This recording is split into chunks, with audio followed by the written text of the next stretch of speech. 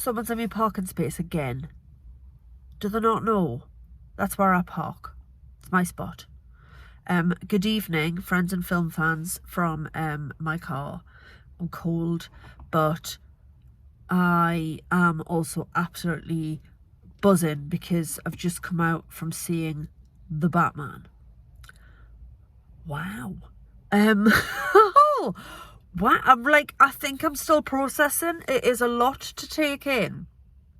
So don't really know where to start. Obviously the character of Batman has existed for a very long time. A DC Comics creation. Bob Kane and Bill Finger, apparently. Don't ever remember hearing mention of Bill Finger, but I've definitely heard of Bob Kane. And we've seen Batman on the small screen, played by Adam West in the camper than a pink tents 1960s Batman series. And then we had Tim Burton and Michael Keaton in 1989. I'm doubting myself. I'm sure it's 1989. And then they did another one. They did Batman Returns. And then it started to get a little bit silly with Val Kilmer. And then it went really, really silly with George Clooney. And it all got a bit camp again. And then in 2005, nobody cares if I get the years right. I'm just showing off because this is the only stuff I know anything about. So along came Christopher Nolan and Christian Bale, and they hit a giant red reset button and made Batman cool again with Batman Begins. And then we had The Dark Knight, which is, in my opinion, one of the most perfect films ever made, with Heath Ledger as the Joker. And then finally in the Nolan trilogy we had The Dark Knight Rises with Tom Hardy as like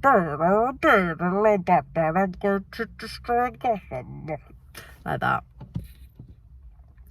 We've had I haven't even started talking about this film yet and I'm 2 minutes in. We've had but we had Batfleck, so we had Ben Affleck playing him in Batman vs Superman, I think. That's Ben Affleck, isn't it? Yeah, it is. And then I think he's in the Justice League, which I've not seen either cut of and don't care about. So then along comes Robert Pattinson and Matt Reeves to bring us a new spin on the Batman story. This film is so good. Like, it's good, man. I really didn't think that the Nolan Batman films could be topped, but this is like up there. Do I need to give you an overview of the story? Not really. Batman, Gotham, crime, corruption, gothic, drama, fighty, explosions. I will say the story's great. Like, I was properly gripped because you've got Carmine Falcone, played beautifully by John Turturro because the man's incapable of a bad performance. You've got Colin Farrell as Oz, or the Penguin. Didn't realise that was Colin Farrell. Had literally no clue. There's a lot of prosthetics going on, but somehow it works, unlike Jared Leto as Paolo Gucci in House of Gucci. So yeah, props to Colin Farrell. Didn't know it was him. Great performance. I liked what they did with the Penguin, that he wasn't disfigured or actually half man, half bird. He was just short and weird looking and penguin-esque. Incapable of flight, I guess that would make him penguin-esque, wouldn't it? So you've got those two, and crime and drugs and all that sort of corruption and bent coppers. They should send in the gaffer and AC-12 to root out all, but basically all of the coppers are bent. The role of Jim Gordon goes to Jeffrey Wright, who I absolutely love. Was in the, I was going to say final Bond film, obviously No Time to Die wasn't the final Bond film, but Daniel Craig's final Bond film, they dug out Jeffrey Wright's Felix again, and I loved him in that, and I loved him in this. I think he's superb. Zoe Kravitz, easily one of the most beautiful women on the planet, but with the parents she's got, it's no surprise she wasn't going to be, you know, a minger, was she? When you're the child of Lenny Kravitz and Lisa Bonet. She's great as Catwoman. She's never referred to as Catwoman, but she's a woman who likes cats and black leather and fighting, excuse me, and owns a lot of cats. I believe I just burped in the middle of a movie review. Good God. Everyone's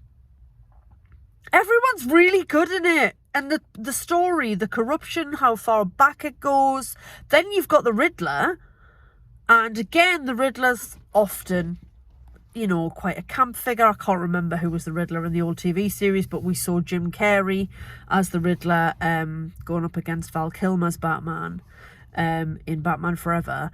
And there's no camp about this Riddler. He's played superbly by Paul Dano, who's just so reliable, like, to turn in an excellent performance.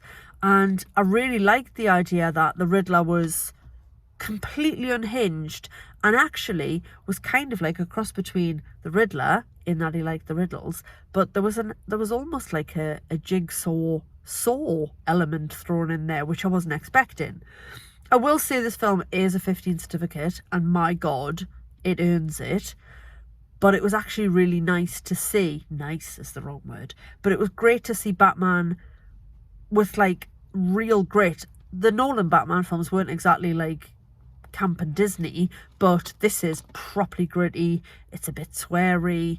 It's very violent and actually bordering on a little bit scary in places, which is great because, you know, he wanders around dressed as a giant bat. It's quite weird and it's a bit creepy. So really being able to go there with the violence and the bad language and all that sort of thing really added like a clout that perhaps the Nolan films didn't have because they carried the 12A certificate. So the story is great. I was properly gripped as to the mystery. I was suitably freaked out by the antics of the Riddler. Zoe Kravitz's Catwoman is great. It's really good, man. I really liked it. What else did I like? I tell you what I liked. I liked the way that Robert Pattinson played Bruce Wayne, because I'd seen him in the trailers and he's like very emo looking with like a lot, and he looks thin, which is weird because obviously Batman's quite a big guy, but I like that he played Bruce as reclusive and closed off and withdrawn, and but not, we often see Bruce Wayne played as the sort of, you know, womanizer and man about town and a bit of a smarmy git, if I'm honest, but Pats doesn't play him that way. Andy Serkis steps into the role as Alfred. Again, I didn't think I'd ever find an Alfred I loved as much as Michael Caine, and I'm probably not quite there with this Alfred yet because he's not in it that much, but he was really good. I can find Andy Serkis a little bit hammy and over the top, and I didn't think he was at all here. He was just really good. Like, really good. Yeah, great. Excited. They've teed up a sequel, which I'm really looking forward to. I loved sitting there knowing that some of the Gothic locations I was looking at were, in fact, not Gotham City, but Glasgow and Liverpool. It just worked. It worked really well. It is long. It's pushing. It's almost 3 hours.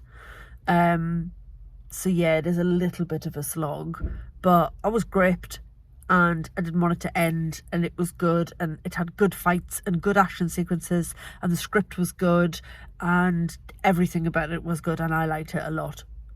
Yeah, I'm done. I really liked it. So different to the last superhero film I watched, which was, of course, Spider-Man No Way Home. But this is the first really decent DC film I've seen in a long time, and I am absolutely here for it. I'm done. Katie out.